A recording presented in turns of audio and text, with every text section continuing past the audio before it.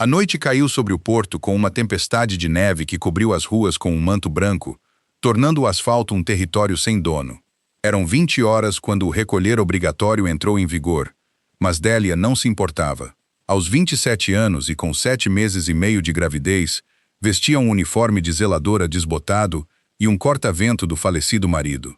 Tudo o que possuía cabia numa mala de lona. Tinha 3,40 € no bolso. Foi então que, do meio da nevasca, uma jovem emergiu, descalça na neve, com um pijama às riscas e um casaco de lã jogado torto sobre um ombro. Uma pulseira de hospital ainda lhe prendia o pulso. A jovem fixou o olhar em Delia e começou a chorar. Mãe, andei à tua procura. Por que me deixaste tanto tempo? Delia mal teve tempo de dizer que não era mãe de ninguém, quando a rapariga caiu nos seus braços, fria como gelo. Sem telemóveis, sem carros, nada por quase uma hora. Delia então tirou o último casaco que tinha, embrulhou a estranha, colocou-a às costas e começou a caminhar para norte, em direção ao quartel dos bombeiros número 9. As ruas da cidade eram a única coisa que o marido lhe tinha deixado, além do casaco. Não fazia ideia de quem era a rapariga. Não sabia que, a 3 quarteirões de distância, um par de faróis estava prestes a encontrá-la ajoelhada na neve, e que o homem que sairia daquele carro era alguém sobre quem a cidade falava em voz baixa. Só sabia uma coisa: se parasse de andar, a rapariga às suas costas não veria o amanhecer. Se uma história sobre as pessoas que cruzamos todos os dias significa algo para ti, deixa um like, partilha com alguém que precise desta noite e subscreve para que a próxima te encontre. Agora, voltemos àquela avenida, de volta à neve e ao momento em que uma mulher sem nada decidiu que não ia desistir. Eram 4 da tarde, antes de a escuridão se instalar completamente, e quando a neve começava a cair esparsamente sobre o telhado de metal da pensão, na zona leste da cidade. Delia Mercer estava à porta do seu quarto, a ver o serralheiro a terminar de instalar a nova fechadura. O senhorio estava por perto, encostado à parede, evitando o seu olhar. Ela não discutiu. Não perguntou por que é que tinha de ser naquele dia. Não o lembrou que tinha pedido mais uma semana. E não mencionou a promessa que ele lhe fizera. Apenas ficou ali, com as mãos sobre a barriga, num gesto inconsciente das grávidas. E fez uma única pergunta, a sua voz tão calma que incomodou o próprio senhorio. Perguntou se podia entrar para recolher as suas coisas. Ele assentiu. Disse-lhe que tinha 15 minutos. E foi fumar para o fim do corredor, provavelmente para não ter de assistir. Delia entrou no quarto onde tinha passado o outono e o inverno. Era pequeno, com uma única janela. E o cheiro a mofo da parede norte nunca desapareceu. Não parou para olhar em volta. Abriu o roupeiro, tirou 2 uniformes, 3 camisolas e um par de meias grossas. Enrolou-os o mais apertado que pôde para que coubessem na sua mala de pano. Pegou na sua escova de dentes, no frasco de vitaminas que uma enfermeira da clínica gratuita lhe dera e na única toalha que ainda estava utilizável. Fez tudo com uma sequência clara e ordenada, sem parar, sem hesitar. Como se tivesse arrumado assim muitas vezes na vida e o seu corpo ainda se lembrasse como, mesmo que a mente tivesse esquecido. Depois, ajoelhou-se.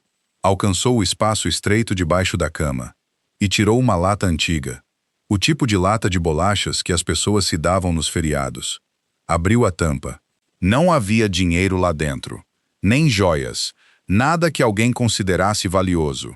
Havia apenas uma identificação de paramédico com cantos gastos, ostentando o nome Owen Mercer, junto a uma fotografia dele uniformizado, com aquela expressão levemente severa de que ela sempre se ria. Chamava-lhe a sua cara de identificação. Por baixo, uma imagem recente de ecografia, sombria, a preto e branco, com uma pequena forma enroscada no centro. Olhou para as duas coisas por apenas alguns segundos. Depois fechou a tampa e colocou a lata na sua mala. Owen morrera alguns meses antes, enquanto respondia a um acidente na autoestrada. Nunca chegara ao local. Disseram-lhe que ele não tivera tempo de fazer nada, e Delia lembrava-se de ter assentido como se aquelas palavras fossem para a consolar. Depois, a seguradora enviou uma carta negando o pedido, citando um erro no registro do seu turno naquela noite. Uma pequena linha impressa que ela lia e relia sem nunca entender. Então, 3 dias após o funeral, antes mesmo de guardar o seu vestido preto, soube que estava grávida. Ele nunca soube. Fechou a mala, pô-la ao ombro e saiu para o corredor. O senhorio apagou o cigarro, olhou para a barriga dela e depois baixou os olhos para o chão. Disse algo sobre ter de sobreviver também. Que o banco não esperava por ninguém, e Délia respondeu que compreendia. A sua voz tão gentil que o fez sentir pior do que se ela lhe tivesse gritado. Deu apenas alguns passos quando ele a chamou. Fez-lhe uma pergunta, como se lhe tivesse escapado acidentalmente. Como se estivesse à espera na sua mente há muito tempo e finalmente tivesse saído. Perguntou se ela sabia a quem o marido ainda devia dinheiro. Délia virou-se. Disse que não percebia o que ele queria dizer. O senhorio olhou para ela por um momento, depois abanou a cabeça, disse que não era nada e voltou para dentro, fechando a porta. Délia permaneceu no fim do corredor por vários segundos. Uma mão apertou a alça da mala, à espera de ver se ele diria mais alguma coisa. Não disse. Desceu as escadas, saiu do prédio e o frio lá fora atingiu o seu rosto como uma mão aberta. Tinha 3,40 € no bolso e um turno noturno no centro da cidade, a começar às 19 horas. Caminhava porque a passagem de autocarro era dinheiro para o leite. Pelo caminho, uma memória surgiu sem permissão, como as memórias muitas vezes faziam quando ela estava mais exausta. Era Owen parado na cozinha apertada do seu antigo apartamento. Vestígios de poeira do seu turno ainda nas mãos, a explicar a primeira lição que lhe tinham ensinado, e a única que ele ainda se lembrava. Antes de tratar de alguém, dizia ele, perguntava sempre primeiro o nome. As pessoas podiam esquecer onde doía, mas ninguém esquecia como era ser chamado pelo nome certo. Ela riu-se dele na altura e disse que ele parecia o de um filme. A caminhar pela Delaware Avenue naquela tarde, ela já não ria. Algumas milhas a sul de onde Délia caminhava, na parte da cidade onde deixava de fingir ser respeitável e começava a conduzir os seus negócios reais, uma fila de armazéns de mercadorias erguia-se à beira da água.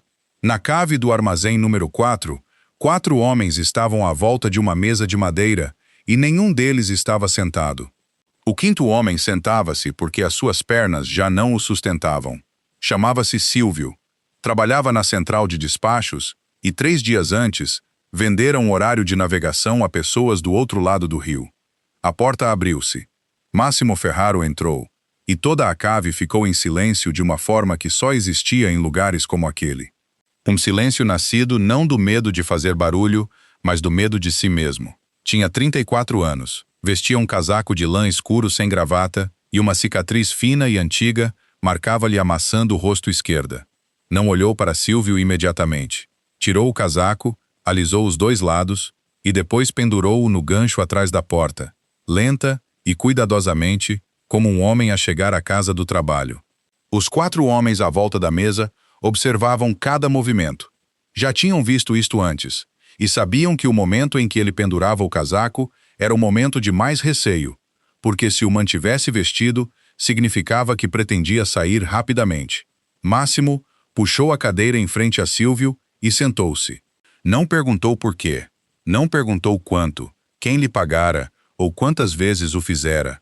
Apenas apoiou ambos os cotovelos na mesa, entrelaçou os dedos e perguntou há quanto tempo Silvio trabalhava para ele. Silvio engoliu em seco. Disse que estava lá desde que o pai de Máximo ainda era vivo. Máximo assentiu ligeiramente, como se aquela fosse exatamente a resposta que esperava. Depois disse que Silvio sabia algo que muita gente fora daquelas paredes não sabia, e era que Máximo nunca gritava com ninguém. O pai dele sim. Continuou. O pai dele gritava constantemente, e o pai dele também morrera mais cedo do que precisava. Silvio começou a falar, a voz a embargar enquanto dizia que tinha razões, que havia dívidas a pagar, que devolveria tudo. Máximo levantou um dedo, apenas um. Silvio calou-se imediatamente. Máximo tirou 2 coisas do bolso interior e colocou-as cuidadosamente na mesa, lado a lado, como quem coloca 2 peças num xadrez. Uma era um envelope grosso, a outra um bilhete de avião só de ida. Disse que havia um voo às 6 horas da manhã seguinte. Disse que Silvio embarcaria naquele voo, e que lhe seria permitido sair de verdade. Ninguém o seguiria. Ninguém o procuraria. O dinheiro no envelope era suficiente para ele recomeçar em algum lugar mais quente do que aquela cidade. Então Máximo fez uma pausa. Olhou para Silvio e baixou a voz mais um grau, falando tão suavemente que os 3 homens mais próximos dele tiveram de inclinar a cabeça para ouvir. Disse que se Silvio ainda estivesse na cidade às 9 horas da manhã seguinte, ele não procuraria mais por Silvio. Procuraria a pessoa que lhe pagara, e sentar-se-ia com essa pessoa exatamente como estava sentado ali agora. Depois, dir-lhe-ia que Silvio era quem lhe dera o nome. Silvio levantou os olhos. O seu rosto ficara branco. Compreendeu que o que fora colocado na mesa não era uma punição, era uma saída, e se não a aproveitasse, essa saída fechar-se-ia por si mesma e tornar-se-ia algo completamente diferente. Máximo levantou-se, pegou no casaco do gancho, vestiu-o, abotoou o botão de cima e caminhou para a porta. Ninguém na cave disse uma palavra. Nada se partiu, nem um único som alto, e foi isso que enviou um arrepio mais profundo pelas espinhas dos 4 homens ali parados do que qualquer outra coisa. No corredor que levava de volta ao nível da rua, Nico Ostrovsky esperava com um telemóvel na mão. Nico estava com a família Ferraro há muito tempo. Tempo o suficiente para ser o único homem que ousava dizer a Máximo coisas que ele não queria ouvir. Disse que o tio Ezra ligara 2 vezes desde a tarde sobre a papelada de Diada, a provisão que nomeava Ezra como padrinho dela, que Rosetta colocara no seu testamento, quando a menina era ainda muito jovem. Máximo abriu a porta do carro sem se virar e disse-lhe que podia esperar até amanhã. Depois acomodou-se no banco de trás, tirou o telemóvel e silenciou-o, porque ainda havia uma reunião naquela noite no 30º andar da torre na avenida, uma reunião que ele já adiara 2 vezes e não podia adiar mais. O carro afastou-se dos armazéns e virou para norte, em direção ao centro, em direção ao prédio onde, naquela mesma noite, uma mulher também fazia o seu caminho cansado, só que ela caminhava e entraria pela porta dos fundos. Delia chegou à torre na avenida 10 minutos antes das 19 horas, deu a volta pela entrada traseira como fazia todas as noites, passou o seu cartão e trocou de roupa na pequena sala da cave com a sua fila de cacifos metálicos e um espelho rachado num canto. Vestiu o seu uniforme azul acinzentado, prendeu o cabelo e depois empurrou o seu carrinho de limpeza para o elevador de serviço. A sua tarefa naquela noite era o lobby principal e os 3 andares inferiores. O lobby principal vinha sempre primeiro porque, depois das 20 horas, quase ninguém passava por ele, e as pessoas não gostavam de ver carrinhos de limpeza quando saíam. Estava a esfregar o centro do lobby onde o piso de pedra polida refletia todo o teto durante o dia, quando as portas do elevador a leste se abriram. O lobby silenciou-se. Não o tipo de silêncio que vem quando as pessoas param de falar, mas o tipo que vem quando todas as vozes baixam meio tom e de repente percebem que não há necessidade de falar. Os 2 guardas de segurança atrás da mesa endireitaram-se. A recepcionista, que estava a arrumar papéis, baixou as mãos. Delia não levantou a cabeça. Trabalhara lá tempo suficiente para saber que, quando todo o lobby ficava quieto assim, o melhor era baixar a cabeça e continuar a empurrar o carrinho. 6 homens saíram do elevador, movendo-se como um só. E o homem da frente usava um casaco de lã escuro sem gravata. Delia puxou o carrinho para a direita para lhes abrir caminho, mas a roda esquerda prendeu-se na borda do tapete antiderrapante e o carrinho parou abruptamente. A garrafa de solução de limpeza diluída na prateleira superior tombou, rolou e a tampa abriu-se. Líquido azul pálido espalhou-se pelo piso de pedra, bem no meio do corredor, diretamente à frente dos homens que se aproximavam. Delia largou a esfregona e agachou-se para pegar na garrafa.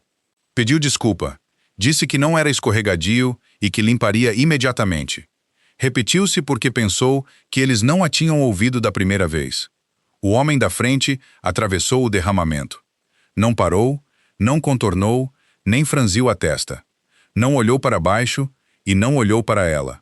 Atravessou-o como quem pisa uma mancha de luz no chão. E os 5 homens atrás dele seguiram-no. Nenhum dos 6 se virou. Délia permaneceu de joelhos no piso de pedra, a garrafa na mão, e percebeu que estava a pedir desculpa ao ar. Então o último homem do grupo tirou a carteira sem abrandar, tirou uma nota e deixou-a cair. O dinheiro aterrou na beira do derramamento, um canto a absorver o líquido.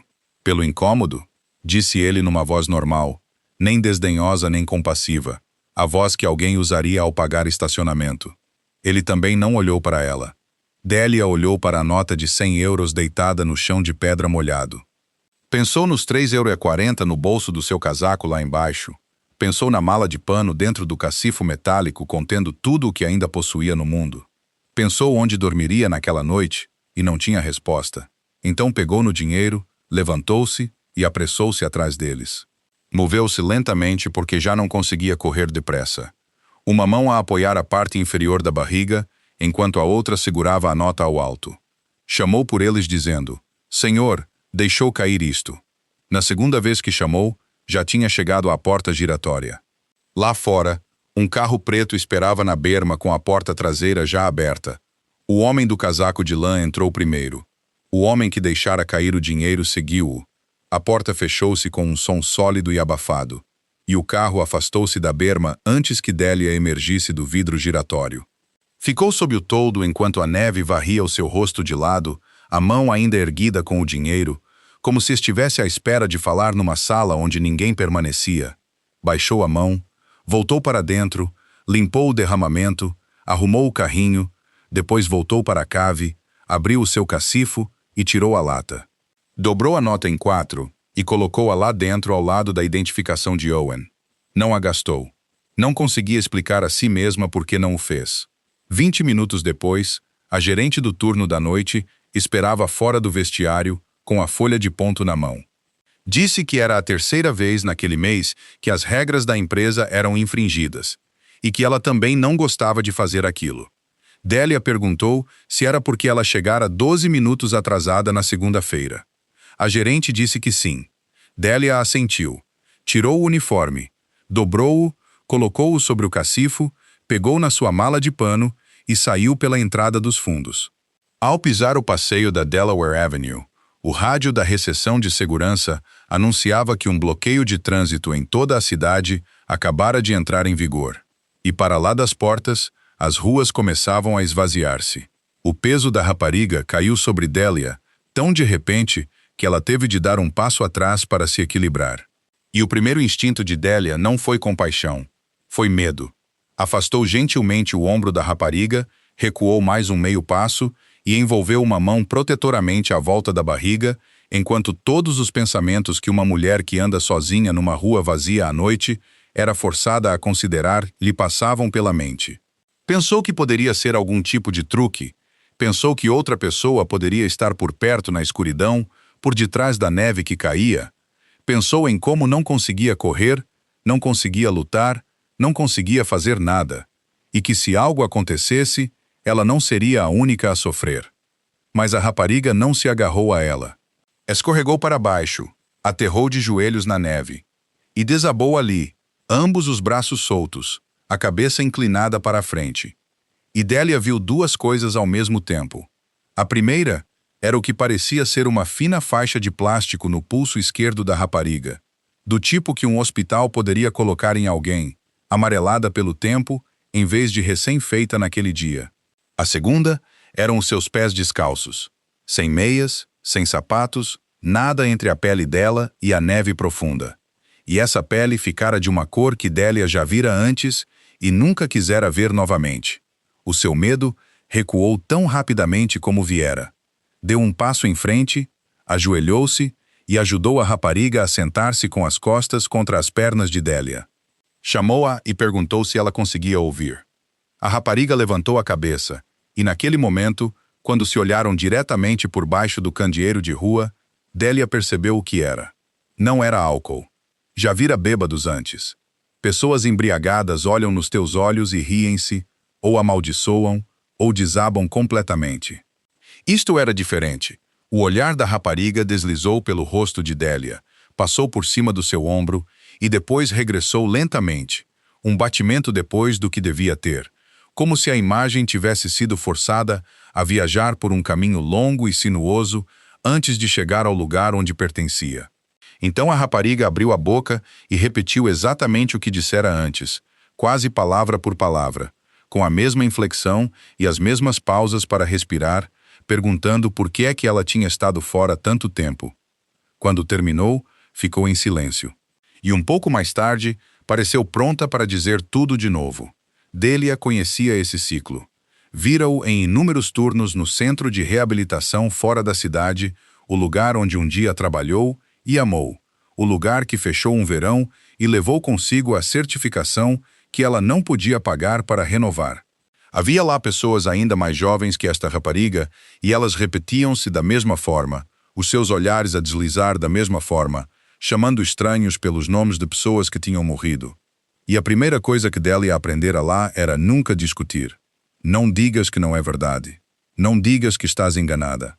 Não arrastes alguém de volta para uma realidade onde já não conseguiam encontrar o caminho de casa. Por isso, Délia não disse à rapariga que ela não era mãe de ninguém. Abaixou-se completamente na neve e suportou o frio para que o seu rosto ficasse ao nível do da rapariga, porque ninguém podia confortar outro ser humano de cima. Pegou naquelas mãos congeladas e segurou-as entre as suas. Depois falou lentamente, separando cada palavra, a voz firme e quente, como se estivesse a contar uma história a uma criança prestes a adormecer. Está tudo bem. Está tudo bem. Estou aqui. A rapariga piscou os olhos. Então Délia disse o que Owen lhe ensinara naquela cozinha apertada, as palavras que ela não compreendera até agora e por que é que ele acreditava que elas eram tão importantes. Diz-me o teu nome. Não adormeças. A rapariga não respondeu imediatamente. Passou muito tempo, tanto que Délia estava prestes a perguntar de novo.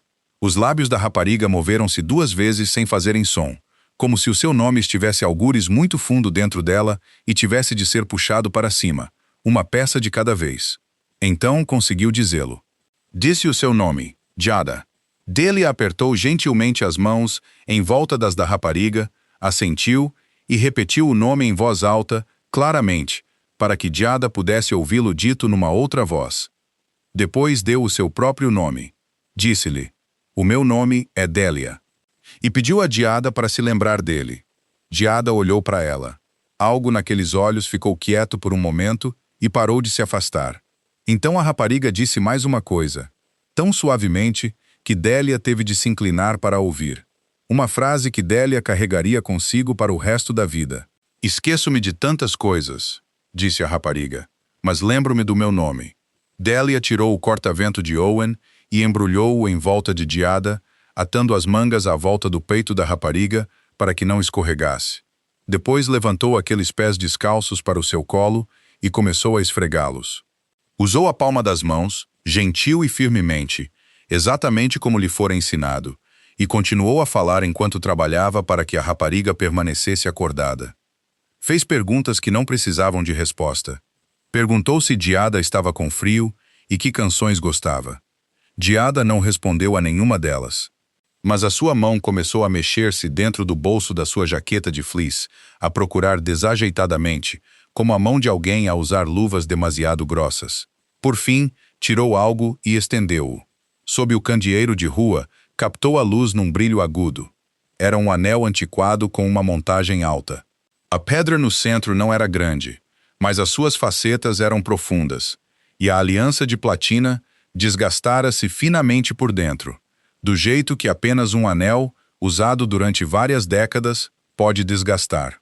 Giada pressionou-o na palma de Délia e dobrou os dedos de Délia à volta dele. Leva-o, mamã, disse ela. Compra um casaco quente. Eu esqueço tudo. Não preciso dele. Délia sentou-se imóvel, a mão fechada em volta do anel, e sentiu o frio do metal. Depois sentiu-o aquecer lentamente na sua palma. Tudo passou pela sua mente com velocidade terrível e clareza perfeita. Nada estava desfocado. Cada pensamento era impiedosamente preciso. Pensou nos envelopes castanhos do hospital que parara de abrir no mês anterior. Pensou na sua barriga e no dia que se aproximava, que ela tentava não imaginar o dia em que a sua menina nasceria e perguntou-se onde aconteceria esse nascimento. Imaginou um quarto com telhado, uma porta que trancasse, um aquecedor a funcionar e um berço. Este anel podia comprar tudo isso. Não para sempre, mas por tempo suficiente. Tempo suficiente para atravessar o inverno. Tempo suficiente para que a sua filha não tivesse de começar a sua vida no mesmo tipo de lugar onde a sua mãe estava sentada agora. E ninguém saberia. Esse era o pior pensamento. O que veio por último e permaneceu mais tempo. Ninguém jamais saberia. Pela manhã seguinte, esta rapariga não se lembraria. Não se lembraria que alguém se sentara com ela ali. Não se lembraria que alguma vez tiveram um anel. Os dedos de Délia apertaram-se. Nesse exato momento, uma contração endureceu a sua barriga, longa e inflexível, e ela teve de se inclinar para a frente e respirar através dela, com uma mão apoiada na neve. Quando passou, ouviu a voz de Owen na sua mente. Não era nada profundo, era apenas o que ele dissera naquela cozinha, que antes de tratar de alguém, perguntava primeiro o nome. Que as pessoas podiam esquecer onde doíam, mas ninguém esquecia como era ser chamado pelo nome certo. Délia levantou a cabeça, abriu a mão de Giada, colocou o anel de volta na sua palma, depois dobrou cada dedo congelado à volta dele e segurou aquela mão fechada firmemente entre as suas duas mãos. É teu, disse ela. Agarra-te a ele. Esta é a tua mãe. A névoa nos olhos de Giada dissipou-se. Não durou muito, apenas alguns segundos, mas dissipou-se de verdade, e a rapariga olhou diretamente para o rosto de Délia. Olhou para a sua barriga, para o uniforme desbotado, para a mala de pano ao lado dela, depois de volta para os seus olhos. Precisas muito de dinheiro, não precisas? Perguntou Giada. Vejo isso. Por que não o aceitaste? Délia não respondeu imediatamente. Então disse, porque o que eu preciso não se compra com dinheiro. Giada ainda teve tempo de abrir a boca, como se pretendesse dizer algo mais, mas nenhuma palavra saiu. O seu corpo desabou para um lado, e Délia percebeu imediatamente o que estava a acontecer. Não entrou em pânico. Agarrou Giada, virou-a firmemente para o seu lado esquerdo com movimentos rápidos e decisivos, depois puxou a sua mala de pano para mais perto, dobrou-a ao meio e colocou-a sob a cabeça da rapariga para que não batesse no chão duro. Afastou o anel do alcance da mão de Giada. Não a segurou, não a imobilizou, e não tentou forçar a boca dela a abrir porque todas essas três coisas estavam erradas, e Délia sabia que estavam erradas. Simplesmente permaneceu ali, com uma mão pousada levemente no ombro de Giada para a impedir de rolar, contando silenciosamente, devagar e uniformemente, exatamente como lhe fora ensinado para que pudesse dizer a um profissional médico depois de quanto tempo durou. A neve assentou sobre ambas as mulheres. Délia contou um intervalo, depois outro, e então tudo ficou quieto. Inclinou-se, colocou o ouvido perto e ouviu Giada a respirar.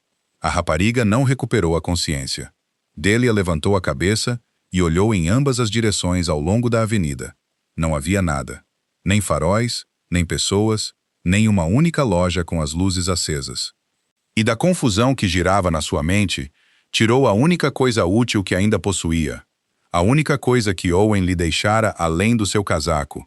O mapa que ele a fizera memorizar quando eram recém-casados, porque dizia que um dia ela poderia precisar dele.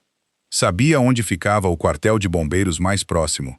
Estação número 9, Norte. Giada recuperou um pouco, o suficiente para abrir os olhos e o suficiente para se levantar, e Délia não esperou mais um segundo. Deslizou o seu ombro por baixo do braço da rapariga, envolveu o seu outro braço nas costas dela e puxou ambas para cima.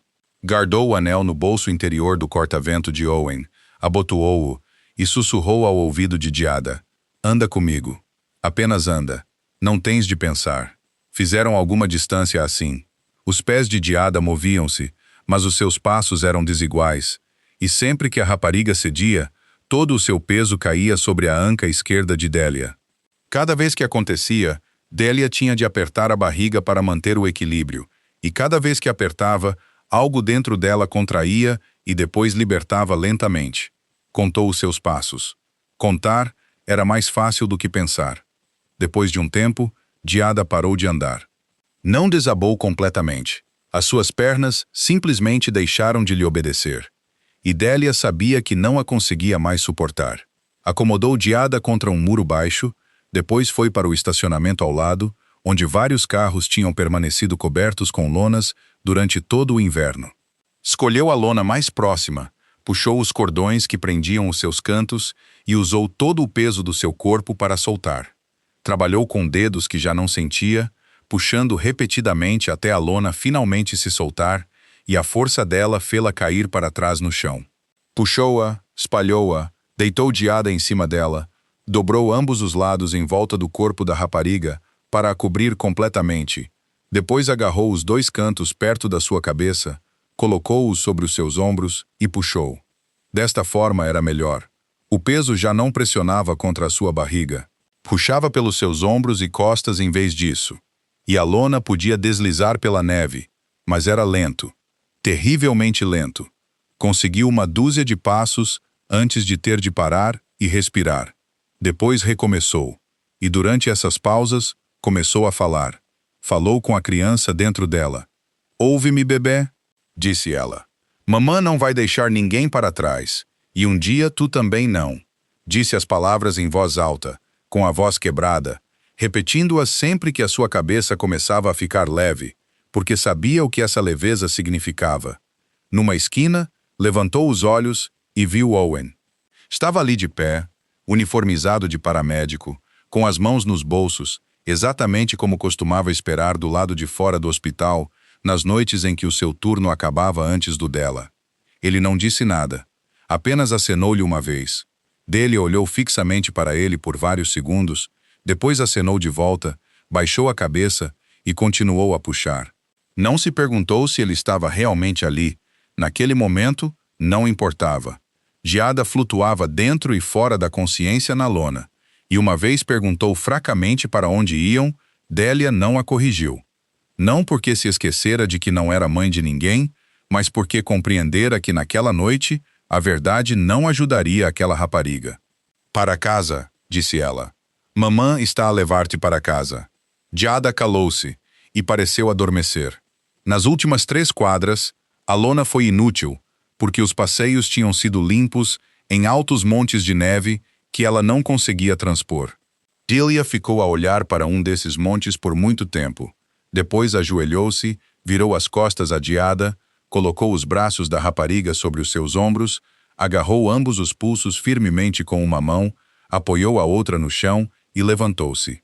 De alguma forma, levantou-se. Não sabia como. Na primeira quadra, ainda conseguia andar com ritmo. Na segunda, cada passo tornou-se uma queda para a frente que ela mal parou atirando um pé.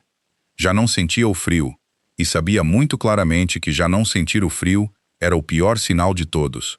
Mas não havia nada que pudesse fazer com esse conhecimento, a não ser continuar a mover-se.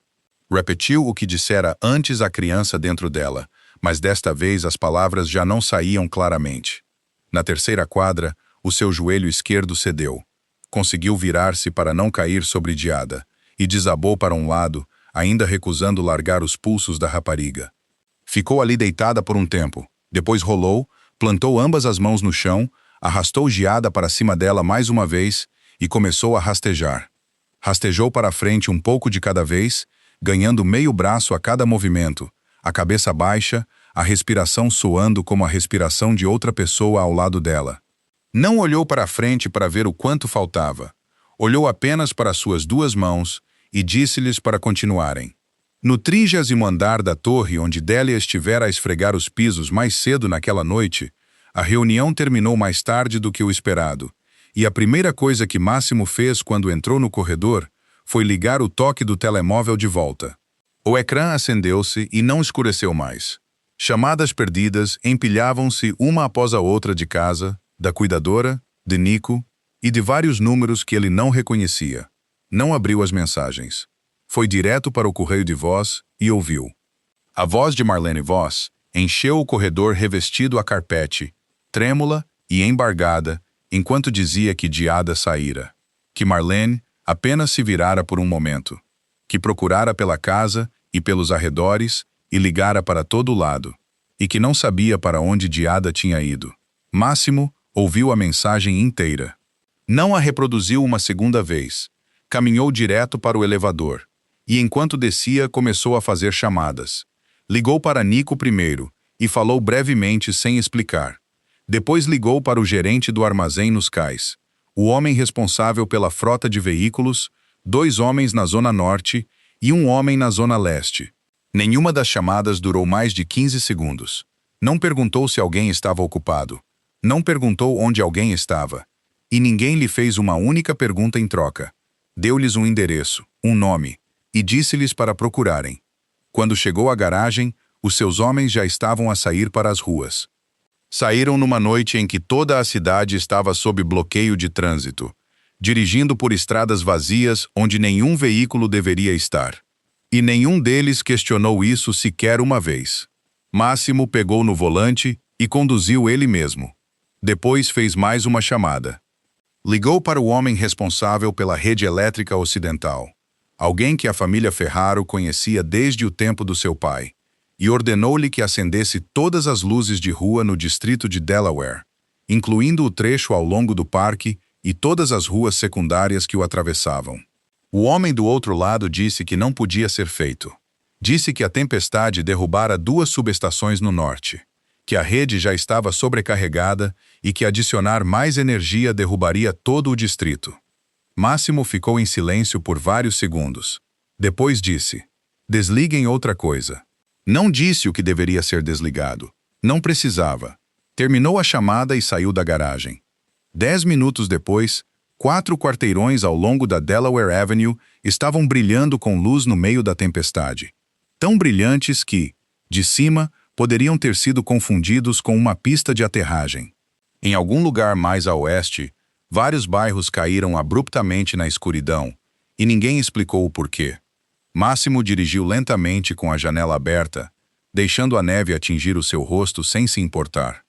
Em cada cruzamento, parava, inclinava-se e chamava o nome da sua irmã. Chamava-o repetidamente para uma rua vazia. E nada respondia senão o vento. Não pensara nisso por 3 anos. Ou talvez pensara nisso todos os dias sem permitir que tomasse forma. Mas naquela noite, tomou forma. Naquela noite, a sua mãe e Giada esperavam por ele no restaurante, e ele fora apanhado numa reunião que se disse que duraria apenas 40 minutos. Enviou o motorista para as buscar em vez disso. Lembrou-se de digitar uma mensagem para sua mãe. Lembrou-se de escrever que estaria um pouco atrasado, e lembrou-se de não esperar pela resposta dela. O carro nunca chegou ao destino. A sua mãe nunca voltou para casa. Giada voltou, mas apenas uma parte dela voltou, e ninguém jamais conseguira recuperar a parte que ficara naquela ponte. Máximo parou num cruzamento com ambas as mãos apoiadas no volante e por um tempo sentou-se imóvel. Depois continuou a dirigir. O seu telemóvel vibrava continuamente durante as horas seguintes. A equipe de veículos reportou do distrito do parque. Nada. Os homens da Zona Norte tinham procurado todas as 4 ruas ramificadas. Nada. Nico informou que enviara homens para ambas as estações de metro fechadas.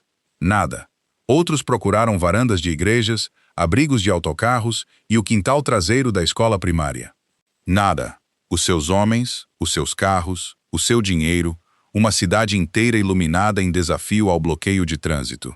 E ninguém conseguia encontrar Giada. Virou para o último ramo do distrito de Delaware, o trecho que corria para norte, e os seus faróis varreram o passeio à sua direita. Havia algo ali. Não era uma pessoa em pé e não era uma pessoa deitada. Era uma sombra baixa rastejando pelo chão com outra sombra nas suas costas. Máximo travou bruscamente. O carro derrapou por uma distância antes de parar de forma brusca em ângulo no meio da rua. Nos faróis, a primeira coisa que viu foi um pedaço de fleece, o macio bege marfim, que ele vira centenas de vezes pendurado no cabide, no hall de entrada da sua casa, o casaco que a sua mãe comprara adiada um inverno há muito tempo e que a rapariga se recusara a substituir. Abriu a porta do carro antes mesmo de o motor parar de funcionar. Deu 3 passos em corrida antes de ver a segunda coisa, e isso o fez parar no meio da rua. A pessoa que carregava sua irmã era uma mulher, e a mulher estava grávida. A sua barriga tocava na neve sempre que ela se arrastava para a frente e ela apoiava ambas as mãos descalças no pavimento congelado para as impulsionar. Massimo caiu de joelhos ao lado delas. Não teve tempo de decidir o que fazer primeiro. Estendeu a mão para apoiar Giada e o braço da sua irmã escorregou do ombro da mulher. Então viu que as mãos da mulher ainda estavam fechadas em torno dos pulsos de Giada, apertando-os tão forte que ele teve de soltar os seus dedos um a um. A mulher levantou a cabeça. O seu rosto estava pálido como a morte. O seu cabelo colava-se à testa, e uma risca de sangue seco marcava o seu lábio inferior, onde o mordera, enquanto se esforçava para a frente. Olhou para ele por vários segundos, antes de perceber que alguém estava verdadeiramente ali. Massimo abriu a boca para perguntar quem era, mas ela falou primeiro, e não lhe pediu ajuda. Não disse que estava com frio, não disse que estava exausta, e não pronunciou uma única palavra sobre si mesma. A sua voz estava rouca e quebrada por cada respiração. No entanto, o que disse foi estranhamente preciso. Disse-lhe que Giada sofrera uma convulsão mais abaixo na rua, perto do parque, por volta das 21h40, que durara cerca de 40 segundos e parara por si só, e que ela não recuperara a consciência depois. Continuou dizendo que Giada não tinha febre, que lhe verificara a testa e o pescoço, que não havia cheiro a álcool e que verificara a sua respiração 2 vezes pelo caminho e encontrara-a presente ambas as vezes. Depois olhou diretamente nos seus olhos e disse: "Tem de dizer ao médico exatamente isso. 21h40, 50 segundos, sem febre, sem álcool." Massimo ouviu cada palavra e não conseguiu falar. Na sua vida, sentara-se em frente a homens que podiam comprar um bairro inteiro. Ouvira os homens mais duros da cidade falarem-lhe de todas as formas imagináveis e nunca ouvira ninguém usar uma voz como a dela. Não era a voz de alguém a implorar. Era a voz de alguém a entregar a responsabilidade. Assentiu. Disse que se lembraria. A mulher ouviu-o, e algo dentro dela soltou-se. Tentou dizer mais uma coisa. Os seus lábios moveram-se, mas desta vez nenhum som saiu. Então os seus olhos reviraram para cima, e ela caiu para a frente. Massimo estendeu a mão a tempo. Agarrou-a mesmo antes de o seu rosto bater na estrada, e sentou-se ali no meio da rua a apoiar a sua irmã com um braço e uma mulher cujo nome ele nunca soubera com o outro, enquanto o seu carro continuava a funcionar atrás delas e os seus faróis brilhavam diretamente sobre os três. No hospital, as 2 macas foram levadas em direções opostas, e Massimo ficou no meio do corredor sem saber qual seguir. Seguiu a sua irmã, e repetiu ao médico de serviço exatamente o que a mulher lhe instruíra dizer. Todos os detalhes. A hora em que começou, quanto tempo durou, sem febre, sem álcool. Viu o médico anotar tudo rapidamente, depois olhar para cima e perguntar quem fornecera a informação. Massimo disse que não sabia. Quase 1 hora depois, o médico veio falar com ele e disse que a sua irmã estava a ser aquecida gradualmente e que o seu estado melhorara, mas havia algo que ele precisava de saber. Os exames de sangue mostraram que o nível de medicação anticonvulsivante no seu sistema era quase 0. O médico perguntou há quanto tempo ela não tomava a medicação. Massimo disse que ela não perdera um único dia, que alguém lhe dava a medicação todas as manhãs e todas as noites, e que a rotina não fora interrompida uma vez desde que saíra do hospital. O médico estudou-o por um momento. Depois disse que algo não batia certo e afastou-se. Massimo permaneceu naquele corredor por muito tempo. Não disse nada a ninguém. Simplesmente fixou aquelas palavras na sua mente e deixou-as lá. Quanto à outra mulher, disseram que ela sofria de exaustão severa e anemia, e exigiram que permanecesse sob observação, pelo menos durante a noite. Ninguém lhe contou mais nada porque ele não era da família, e quando perguntaram se ele era parente dela, ele disse que não. Nico chegou perto da meia-noite a carregar uma mala de pano encharcada que alguém encontrara na rua, a alguma distância de onde as 2 mulheres tinham sido descobertas. Colocou-a na cadeira de plástico ao lado de Massimo. Massimo abriu-a. Não havia muito lá dentro. Alguns conjuntos de roupas enrolados bem juntos, uma toalha, um frasco de vitaminas de uma clínica gratuita e uma lata antiga, do tipo que um dia guardara bolachas. Levantou a tampa. Lá dentro estava uma identificação de paramédico com cantos gastos ostentando o nome de um homem. E Máximo soube de imediato que o homem estava morto porque ninguém guardava a identificação de alguém vivo numa caixa daquela. Por baixo, uma imagem de ecografia, depois 3,40 € em trocos, depois uma nota de 100 € dobrada em 4, lisa e sem rugas. Na parte inferior, uma identificação de funcionário de limpeza com uma fotografia, um nome, um número de identificação e o logótipo do prédio de onde saíra mais cedo naquela noite. Máximo pegou no cartão e estudou o rosto impresso nele. Depois olhou para a nota cuidadosamente dobrada ao lado. Apenas um pensamento lhe encheu a mente. Quantas vezes ele passara por aquela mulher? Fechou a lata cuidadosamente, depois segurou toda a caixa nas mãos. Perto das 2 da manhã, alguém o chamou ao quarto da sua irmã. Giada acordara, mas não da maneira que alguém esperava. Sentou-se bruscamente na cama, arrancou o tubo da mão e começou a entrar em pânico. Perguntou onde estava, porque estava ali, para onde tinha ido, e fez as perguntas sem parar, fazendo-as e depois repetindo as mesmas novamente.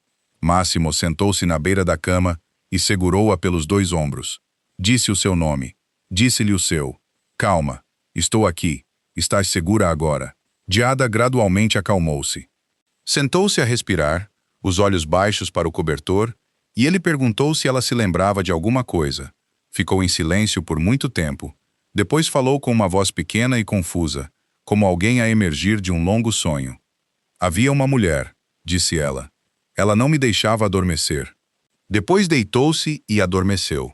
Máximo puxou o cobertor sobre a sua irmã, diminuiu as luzes e saiu para se sentar no corredor. Perto do amanhecer, Nico voltou, trazendo uma folha de papel impressa. Sentou-se na cadeira de plástico ao lado de Máximo e leu o que encontrara. O nome da mulher era Delia Mercer. Tinha 27 anos, não tinha parentes listados em nenhum registro oficial e crescera no sistema de adoção. O seu marido fora um paramédico que morrera vários meses antes ao responder a um acidente na autoestrada, e a seguradora recusara o pedido devido a um erro no registro do seu turno. Devia dinheiro ao hospital por cuidados pré-natais não pagos. Trabalhava à noite para a empresa de limpeza contratada para servir a torre na avenida, e na noite anterior fora despedida. Então Nico fez uma pausa antes de ler a última linha. Às 4 da tarde de ontem, disse ele, o seu senhorio mudara a fechadura do seu quarto. Máximo não disse nada por um tempo. Depois pediu o endereço. A sua voz não mudou. Não subiu nem ficou mais fria. Era a mesma voz que usara ao perguntar ao médico sobre a sua irmã. Nico dobrou o papel, guardou-o no bolso interior e levantou-se. Não fez outra pergunta. Derá vários passos em direção ao fim do corredor quando um som veio do quarto ao lado. A porta ficara ligeiramente aberta depois de uma enfermeira ter entrado para verificar a pressão arterial de Delia e ainda não a fechara. E Delia acordara em algum momento. Ninguém sabia o quanto ela ouvira, mas certamente fora o suficiente. Estava a tentar sentar-se. Apoiava um cotovelo no colchão, o corpo a tremer com o esforço, a linha intravenosa a puxar apertada contra o dorso da mão, e chamou, Senhor. Máximo virou-se. Nico também parou. Delia teve de respirar fundo várias vezes, antes de conseguir falar. O que vai fazer a ele? Perguntou ela. Máximo caminhou até à porta e disse que ela não precisava de saber, que deveria deitar-se. Mas ela não o fez. Ele é um homem terrível, disse ela. Disse-o claramente, sem evasão, sem suavizar nada sobre o homem que a pusera na rua no meio do inverno. Depois continuou, a voz a embargar porque não tinha fôlego suficiente. Mas se algo acontecer a ele esta noite, serei eu a razão. Disse que vivera todos aqueles anos, passara por todas aquelas casas que nunca tinham sido o seu lar e perdera tantas coisas, mas nunca fora a razão pela qual outra pessoa sofria. Disse que essa era a única coisa que lhe restava. Então olhou diretamente nos seus olhos e implorou, por favor, não me tirem isso também. O corredor ficou em silêncio. Em algum lugar atrás deles, uma máquina continuava a emitir o seu bip constante. Massimo ficou na porta com uma mão ainda pousada no puxador e permaneceu imóvel por tanto tempo que Nico baixou os olhos para o chão. Na sua vida, as pessoas tinham dito tudo o que era imaginável a ele em salas fechadas. Tinham-no implorado. Tinham negociado com ele. Tinham prometido coisas que nunca tencionaram cumprir, mas ninguém se deitara numa cama de hospital. Uma estranha que não o conhecia, lhe devia nada e não tinha nada a ganhar, e pediu-lhe para não fazer algo simplesmente porque deixaria uma marca na sua vida. Tirou o telemóvel e fez uma chamada. Nico ouviu o seu próprio telemóvel a tocar no bolso e levantou os olhos. Massimo disse apenas uma palavra: volta. Nico assentiu e voltou para as cadeiras. Massimo entrou na sala. Ficou ao pé da cama e olhou para a mulher que lutava para respirar. Sabes o que acabaste de fazer? Perguntou ele. Delia não respondeu. Recusaste-me, disse ele. Já passou muito tempo desde que alguém nesta cidade fez isso. Delia permaneceu imóvel por vários segundos. Depois respondeu, a voz muito mais fraca agora. Então, suponho que já passou muito tempo desde que alguém te disse a verdade. Massimo não respondeu. Olhou para a mão dela, para a fita que segurava a agulha intravenosa no lugar, para as pontas dos dedos que ainda estavam roxas da noite anterior. Depois contornou o lado da cama. O cobertor escorregara abaixo da sua cintura enquanto ela tentava sentar-se. Pegou na borda, puxou-o para cima dela, cobriu-a até ao peito, depois alisou-o sobre o seu ombro. Fê-lo sem pensar, exatamente como fizera para sua irmã na sala do outro lado do corredor horas antes. Depois virou-se e saiu. Nico esperava lá fora e vira tudo. Não disse nada. Simplesmente abriu as portas do elevador e premira o botão do rés do chão. Marlene Voss chegou ao hospital um pouco depois das 8 da manhã, vestida impecavelmente, o cabelo cuidadosamente penteado, a carregar um saco de coisas para a diada que preparara em casa. Pediu desculpa a Massimo no corredor, desculpando-se em frases completas e cuidadosamente formuladas, dizendo que procurara a noite toda e que nunca se perdoaria. Depois pediu permissão para entrar na sala, explicando que, de acordo com o procedimento que sempre seguia, precisava de verificar os pertences pessoais de Giada para ter certeza de que nada se perdera durante a admissão. A enfermeira abriu o armário ao lado da cama e tirou o saco de pertences do paciente. Marlene abriu-o e examinou cada item um por um. Depois endireitou-se, o rosto pálido. Disse que o anel não estava lá. Repetiu-se, um pouco mais alto desta vez, dizendo que o anel de Roseta não estava no saco. Massimo entrou na sala. Sabia a que anel ela se referia. Todos na sua família sabiam. Era a única coisa que Giada ainda tinha da sua mãe. E a única coisa que ela nunca tirava, mesmo nos seus piores dias.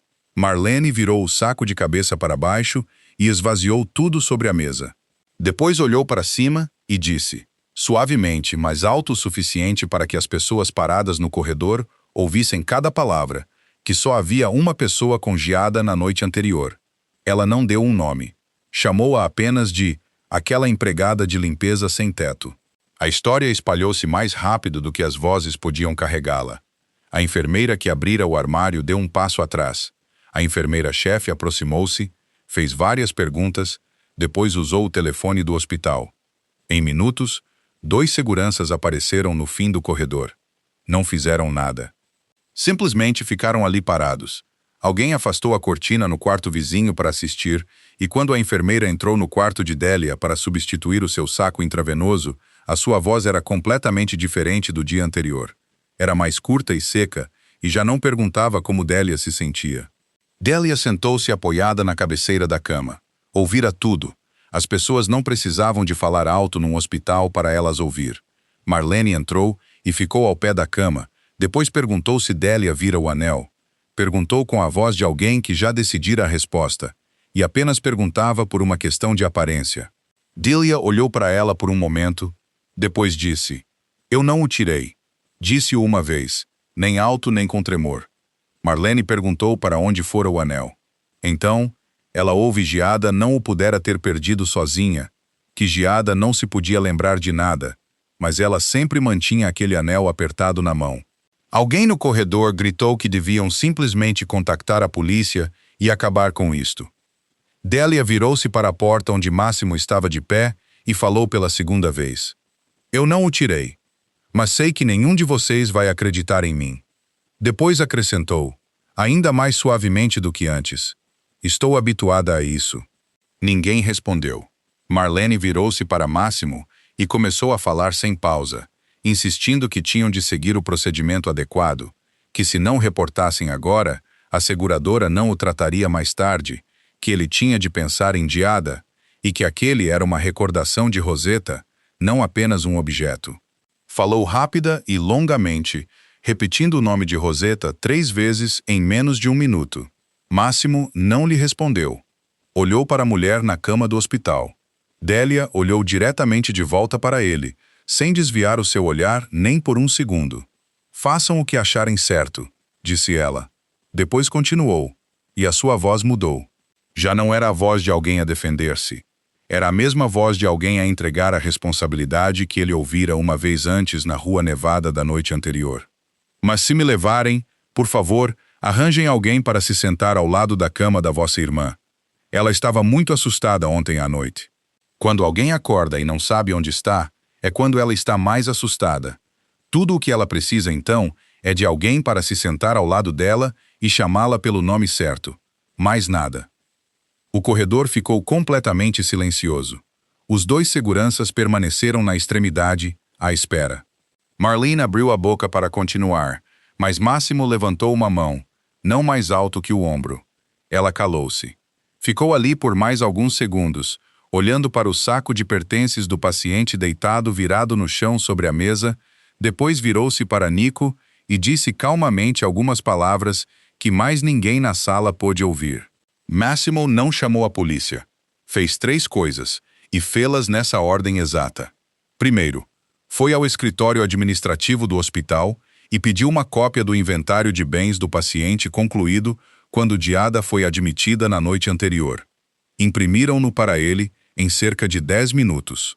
Cada item estava listado no documento e a terceira linha registrava claramente um anel de platina com uma pedra, juntamente com a assinatura do membro da família que verificara e aceitara o inventário. A assinatura pertencia a Marlene Voss, assinada perto da meia-noite, depois de ela ter saído da sala pela primeira vez. Perguntou quem tinha o código para abrir o armário ao lado da cama. A enfermeira-chefe respondeu que apenas a equipa de serviço e o membro da família registrado tinham acesso, e o único membro da família listado nos cuidados de Giada era Marlene Voss. Segundo, ligou ao técnico responsável pelo sistema de segurança da sua casa e instruiu-o a recuperar todos os dados das câmaras instaladas em toda a casa. Máximo ordenara a instalação do sistema após a noite na ponte, instalara-o por medo, depois esquecera-se de que existia, porque nunca tivera razão para rever as gravações. Ao meio-dia, Nico trouxe um computador para o corredor do hospital. A primeira gravação mostrava a pequena cozinha ao lado do quarto de Giada. Marlene abriu o armário de medicamentos, tirou o organizador de doses e realizou uma sequência de movimentos limpa e praticada. O tipo de habilidade que só podia vir de ter feito a mesma coisa muitas vezes antes. Esvaziou as pílulas de um compartimento para uma pequena garrafa, guardou-a no bolso, depois tirou comprimidos brancos de outro frasco e arranjou-os nos espaços que acabara de esvaziar. Fechou o organizador e devolveu-o ao armário. Todo o processo demorou menos de 1 minuto. Nico avançou para outra gravação.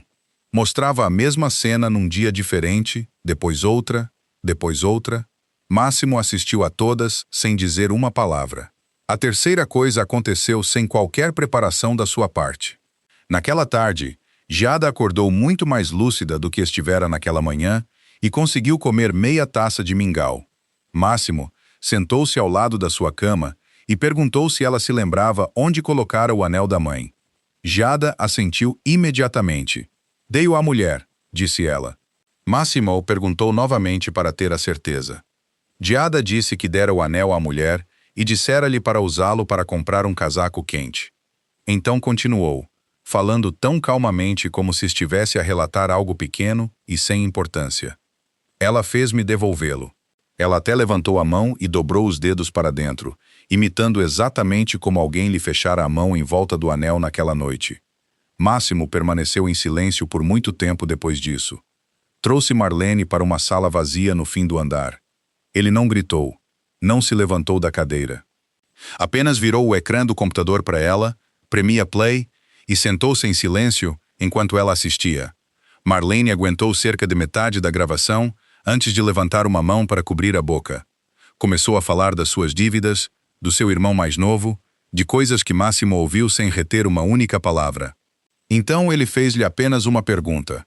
Quando tiraste a medicação da rapariga, a quem a vendeste? Marlene chorava e falava sem pausa, mas de repente parou. Então uma frase escapou-se, uma que ela própria não parecia ter a intenção de dizer. Eu apenas fiz o que a pessoa que me pagava me mandou fazer. Máximo levantou os olhos. Quem? Marlene olhou para ele, e o pânico no seu rosto transformou-se em algo completamente diferente. Algo que se assemelhava a medo, mas não era medo dele. Então fechou a boca. Não disse mais uma palavra, nem quando a polícia chegou, nem quando lhe leram os direitos, nem quando a escoltaram para fora do prédio mais tarde naquela manhã. Algum tempo depois do meio-dia, um homem foi à recepção do hospital perguntar por Marlene Voss. Vestia um fato cinzento e tinha cabelos prateados nas têmporas, e apresentou-se como seu representante legal. Não falou com Máximo, apenas deixou um cartão de visita no escritório administrativo e partiu. Nico pegou no cartão, leu-o, ficou em silêncio, depois entregou-o a Máximo.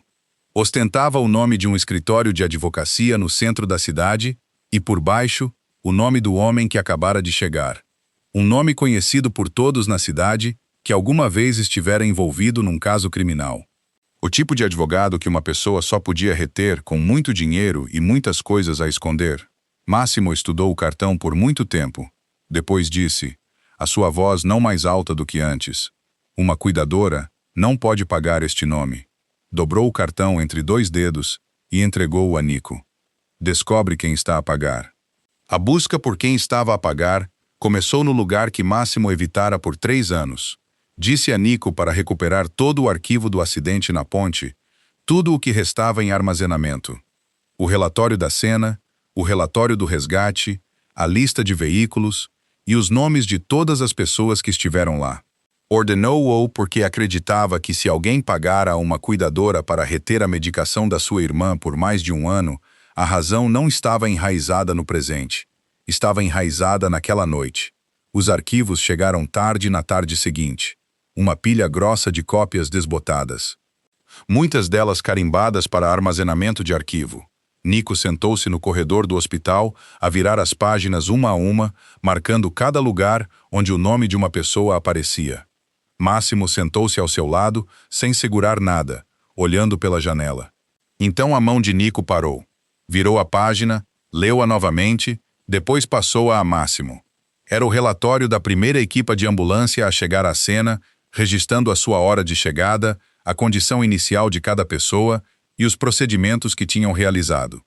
Na secção relativa à jovem vítima no banco de trás, uma linha afirmava que as suas vias aéreas tinham sido mantidas, e mantidas desobstruídas, até ser transferida para a segunda ambulância. No final dessa linha estava a assinatura da pessoa que realizara o procedimento, com o nome impresso ao lado para clareza. U. Mercer. Máximo segurou o documento por muito tempo. Olhou para o nome, depois para a porta do quarto do hospital no fim do corredor. A porta que passara mais vezes do que conseguia contar nos últimos 3 dias. Naquela tarde, entrou no quarto de Délia. Ela agora conseguia sentar-se e estava a meio de uma chávena de leite que o hospital lhe dera. Ele não disse nada. Simplesmente colocou o relatório na bandeja de refeições que atravessava a sua cama e empurrou-a em direção a ela. Délia olhou para ele e estava prestes a perguntar o que era quando os seus olhos pararam no canto inferior direito. Deixou a chávena de leite. Pegou no papel com as 2 mãos. Olhou fixamente para a assinatura. A caligrafia que vira em centenas de outros papéis ao longo dos anos em que vivera ao lado do homem que a escrevera. Em pedidos de folga, na sua licença de casamento, na nota presa ao frigorífico a lembrá-la de tomar o seu remédio. Ela não conseguia falar, nem uma única palavra. Apenas ficou ali sentada a segurar o documento, e Máximo observou as suas mãos a tremerem tão levemente que ela teve de baixar o papel para a bandeja para que não farfalhasse. Nesse momento, ouviu-se o som de chinelos à porta. Giada viera do seu quarto. Uma mão ainda a agarrar o batente da porta com uma enfermeira atrás dela. Ficou ali a olhar para os dois, depois aproximou-se da cama e fez algo que nem Máximo nem a enfermeira tiveram tempo de impedir. Levantou uma mão para o seu pulso esquerdo e removeu a pulseira. A pulseira que ninguém conseguira persuadi-la a tirar por 3 anos. A pulseira que a levava ao pânico sempre que Marlene tentava cortá-la. A pulseira que toda a família passara a considerar parte do seu pulso. Colocou-a na bandeja ao lado do relatório. Máximo olhou para baixo e reconheceu algo que nunca examinara de perto em 3 anos. Não era uma pulseira hospitalar de plástico. Era uma tira de fita médica larga, do tipo usada em cenas de emergência, amarelada pelo tempo e endurecida com o tempo, formada num laço e selada na borda. Marcadores desbotados ainda apareciam na sua superfície, turvos mas legíveis. O seu nome estava escrito ali. Por baixo, havia 2 palavras em maiúsculas, escritas rapidamente em traços pesados. Mantém-te acordada. Giada falou tão calmamente como se estivesse a falar do tempo. Alguém escreveu isto para mim, disse ela. Não me lembro da sua cara. Só me lembro de alguém a perguntar o meu nome vezes sem conta, não me deixando adormecer. Depois sentou-se na beira da cama e ficou em silêncio. Máximo colocou o relatório ao lado da tira de fita na bandeja. Os 2 objetos jaziam juntos sob a luz do teto. A mesma caligrafia, a mesma forma como a letra E inclinava ligeiramente para trás, a mesma barra transversal que se estendia demasiado para a esquerda da letra T. Ninguém na sala disse nada. A enfermeira na porta estava em silêncio, também. Délia levou uma mão à boca e segurou-a ali. Máximo olhou para os 2 objetos à sua frente, depois para a mulher na cama do hospital, depois para sua irmã sentada ali a virar a pulseira na palma da mão e não conseguiu encontrar uma única palavra para dizer. No dia em que Délia teve alta do hospital, Máximo apresentou-lhe uma lista. Disse que pagaria a sua dívida hospitalar, arranjaria um apartamento para ela na Zona Norte com aquecimento fiável e dar-lhe-ia dinheiro suficiente para que não tivesse de se preocupar com finanças até depois do nascimento do bebê. Delia ouviu tudo, depois abanou a cabeça. Naquela noite, não tirei o anel da tua irmã, disse ela. Hoje também não vou aceitar o teu dinheiro. Máximo perguntou para onde ela pretendia ir. Ela disse que encontraria um lugar, como sempre fizera. Ele ficou em silêncio por um tempo, depois mudou de abordagem. Então não te darei dinheiro, disse ele. Vou contratar-te. Disse que a sua irmã precisava de alguém para se sentar com ela todos os dias. Alguém que soubesse o que fazer quando tivesse uma convulsão, que soubesse o que dizer quando acordasse e não se lembrasse onde estava. E em toda a cidade, ele conhecia apenas uma pessoa capaz de fazer isso. Disse que haveria um contrato, um salário e um período probatório. E se Délia não conseguisse fazer o trabalho, ele dispensá-la-ia como a qualquer outra pessoa. Delia ficou em silêncio por muito tempo. Depois disse que assinaria. A posição tinha um nome que ela própria escolheu, companheira de memória, e começou com um caderno de capa mole comprado na mercearia no fim da rua. Ensinou Giada a escrever nele todas as noites. Não os seus sentimentos, apenas factos, a data, os nomes das pessoas, o que acontecera, e depois a lê-lo novamente desde o início na manhã seguinte. Disse a Giada que a memória não vivia dentro da mente. A memória vivia onde quer que uma pessoa escolhesse guardá-la. Durante essas mesmas semanas, Máximo estabeleceu uma fundação com o nome da sua mãe. A Fundação Rosetta apoiava trabalhadores noturnos e famílias que cuidavam de entes queridos com lesões neurológicas. E ele colocou Délia responsável por um programa que ajudava os cuidadores a renovar as suas certificações profissionais, porque ela era a única pessoa na sala de reuniões naquele dia que sabia o que era perder uma certificação simplesmente porque não podia pagar para renovar. Então, numa noite de início de fevereiro, Délia entrou em trabalho de parto mais cedo do que o esperado. O carro apressou-se pela escuridão e, a caminho do hospital, ela agarrou Máximo pela manga e fê-lo ouvir até que ela terminara. Senhor Ferraro, cresci em casas que nunca foram minhas. Cada vez que me mudavam, alguém pronunciava mal o meu nome. Se eu não sobreviver, Não deixes que a minha menina percorra o mesmo caminho. Basta-lhe encontrar uma pessoa que se lembre do seu nome. Só isso. Máximo disse-lhe que ela sobreviveria. Ela disse-lhe para prometer. Ele prometeu. Na sala de espera, uma enfermeira com uma prancheta saiu e perguntou qual era a sua relação com a paciente. Máximo ficou ali por muito tempo. Tanto tempo que a enfermeira teve de perguntar novamente. Então ele disse: "Não sou nada para ela. Sou apenas alguém que lhe deve uma dívida." A enfermeira olhou para ele por um segundo, escreveu algo na prancheta e voltou para dentro. Sentou-se na fila de cadeiras fora do corredor e permaneceu ali até de manhã, não ligando a ninguém, não respondendo a chamadas, os dedos entrelaçados sobre os joelhos. A bebê nasceu mais cedo do que o esperado, minúscula, e colocaram-na numa incubadora aquecida. Estava a respirar constantemente. Essa foi a primeira coisa que o médico lhe disse quando se aproximou. E Máximo repetiu aquelas 3 palavras na sua mente várias vezes. Giada recusou-se a sair. Puxou uma cadeira para perto do vidro e ficou ali a noite toda, a cantar a mesma música repetidamente. A única canção que restava na sua mente, dos anos em que a sua mãe estava viva, cantando suavemente e errando as palavras no mesmo lugar todas as vezes. Delia sobreviveu. Acordou na manhã seguinte. E a primeira coisa sobre que perguntou foi o nome. Nomeou a sua filha Josie. Nos dias que se seguiram, a bebê ganhou peso. E Giada registrou no seu caderno todos os dias como se estivesse a escrever boas notícias. Foi durante essa semana que o neurologista responsável pelos cuidados de Giada chamou Máximo e Delia ao seu consultório e contou-lhes algo que nenhum deles jamais considerara. Ele disse: Giada nunca confundiu a senhorita Mercer com a sua mãe.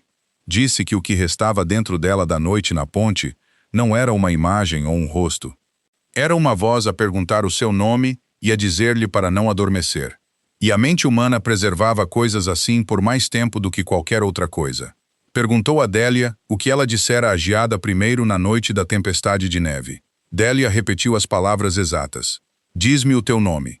"Não adormeças." O médico assentiu. "É isso", disse ele. "Ela não correu para ti porque estava confusa. Ela correu para ti porque a parte da sua mente que resta reconheceu o som de segurança." Giada sentou-se no canto da sala, tirou o seu caderno e escreveu essas palavras ela própria. Depois leu-as em voz alta para que todos na sala ouvissem. Ele veio numa tarde de início de maio, quando Josie já estava mais forte e Delia se habituara a segurar o seu bebê num braço, enquanto preparava materiais para o programa de formação da fundação com o outro. Ligou antes, pediu permissão e chegou precisamente a horas.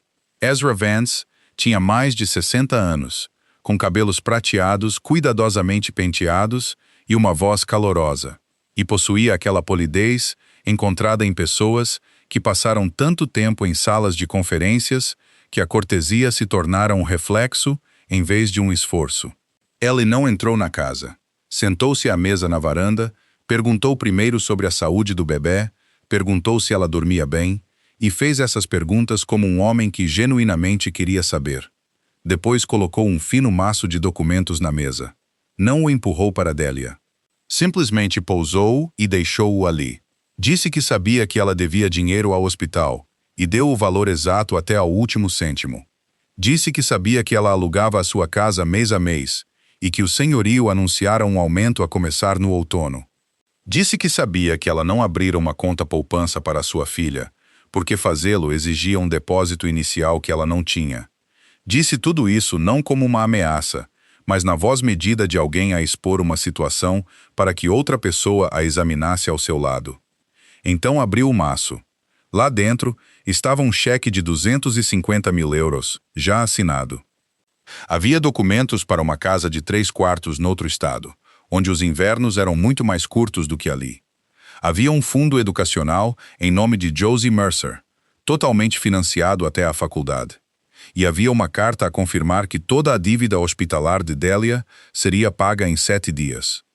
Ezra disse que a condição era simples. Ela deixaria o seu cargo na fundação, levaria sua filha embora e pararia de encorajar Giada a escrever naquele caderno. Acrescentou que o caderno não fazia bem a Giada, que os médicos podiam dizer o que quisessem, mas ele vira a rapariga crescer e sabia que arrancar coisas da sua mente só lhe causaria mais dor. Disse-o muito gentilmente. Então colocou uma caneta ao lado do cheque. Delia pegou na caneta. Segurou-a de verdade, não apenas por uma questão de aparência. Na última vez, na neve, ela recusara um anel quando era a única pessoa no mundo que lhe restava para proteger. Desta vez, era diferente. Desta vez, uma bebé dormia dentro de casa num berço que Delia comprara a um vizinho, e ela sabia o valor exato de tudo o que estava sobre a mesa. Sabia quantos anos de preocupação livre isso podia comprar, quantas noites de insônia e cálculo podia apagar. Sentou-se em silêncio por muito tempo, virando a caneta na mão. Ezra não a apressou. Permaneceu em silêncio também, olhando para o jardim e permitindo que o tempo fizesse o seu trabalho. Porque sabia que em assuntos como estes, o silêncio tinha mais peso do que palavras. Então Delia pousou a caneta. Fez-lhe uma pergunta. Perguntou se ele tinha filha. Ezra pareceu ligeiramente surpreendido, mas respondeu que sim. Uma filha que agora tinha família própria. Delia assentiu. Então responde-me isto, disse ela. Se eu assinar estes papéis, o que é suposto eu dizer à minha filha daqui a 20 anos, quando ela perguntar de onde veio o dinheiro para a sua educação? Ezra não respondeu. Delia empurrou o maço na direção dele. O cheque, o acordo de confiança, a carta de confirmação, tudo. Eu dormi na rua, disse ela. Sei o que é a fome. Sei o quão faminta uma pessoa tem de se tornar antes de deixar de ter fome. Mas nunca passei uma noite acordada a perguntar quem é a minha alma para poder comer. Ezra permaneceu sentado por mais algum tempo. Então juntou os documentos cuidadosamente, arranjou-os numa pilha organizada, agradeceu-lhe pelo seu tempo, desejou à bebé um crescimento forte e saudável e levantou-se para ir embora. Não disse mais uma palavra. Delia não contou a Máximo sobre a visita, mas ele soube dela de qualquer maneira porque 2 dias depois, durante uma chamada sobre a papelada da fundação, o próprio Ezra mencionou-a casualmente. Disse que visitara a senhorita Mercer, que ela era uma mulher de princípios, e falou com a voz de um homem a atirar uma pedra à água para ver até onde as ondulações viajariam. Máximo terminou a chamada sem responder. Naquela tarde, foi aos escritórios da fundação. Ficou na porta do escritório de Delia e olhou para dentro, onde ela estava sentada a amamentar o seu bebé, enquanto a sua mão livre continuava a virar um arquivo no seu colo. Ficou ali por cerca de meio minuto. Depois virou-se sem bater e sem dizer uma palavra.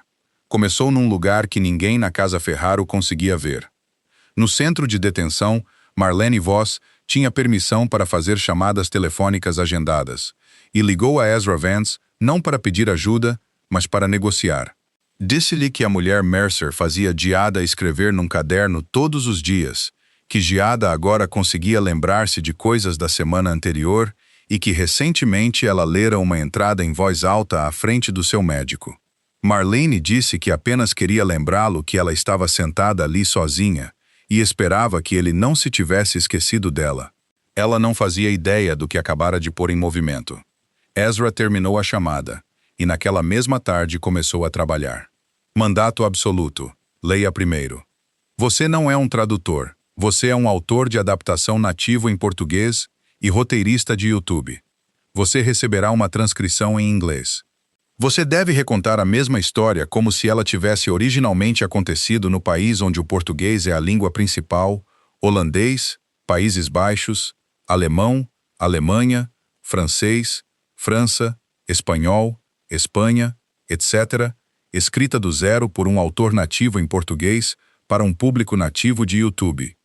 Não traduza frase por frase.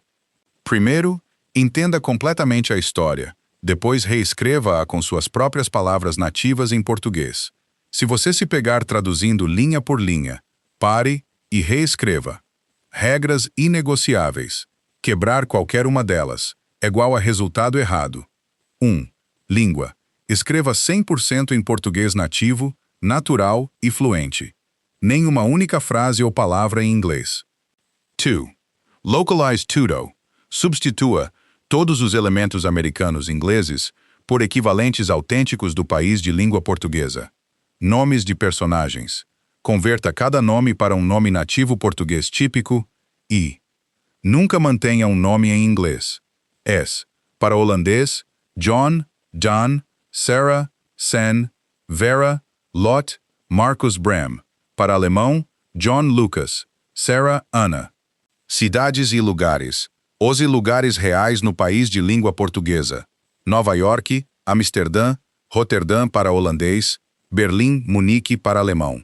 100 cidades ou estados americanos. Moeda. Converta para a moeda local e reformate os valores. S. 3,1 milhões de dólares. 3,1 milhões de euros. Instituições e vida cotidiana. Localize escolas, tribunais, polícia, hospitais, feriados, comidas, marcas, esportes, formatos de telefone e endereço e unidades para o que é normal no país de língua portuguesa. Eis, Dia de Ação de Graças. Um feriado local real. High School, o sistema escolar local. 3. Sem tradução literal. Reescreva cada cena, fala e transição com suas próprias palavras. Mantenha apenas o enredo central, os momentos emocionais e a reviravolta final. Todo o resto deve soar 100% nativo. Processo interno. Faça isso antes de escrever. Passo 1. Encontre todos os nomes, lugares, moedas e instituições americanas e inglesas na fonte. Passo 2. Escolha um equivalente em português para cada um. Passo 3. Reconte a história usando esses equivalentes, em português nativo fluente, expandindo emoção e diálogo. Estilo de narração. Narração emocional e imersiva. Ganchos fortes e cliffhangers. Emoções ricas dos personagens. Suspense e tensão dramática. Diálogo natural. Narração fácil de ouvir, otimizada para narração em vídeo do YouTube. Transições suaves entre cenas.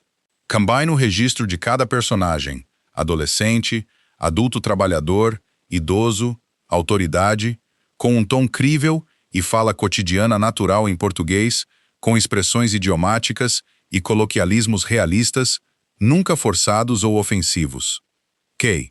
Melhoria do roteiro, adicione diálogos originais, pensamentos internos e reações emocionais, atmosfera e descrições de cena.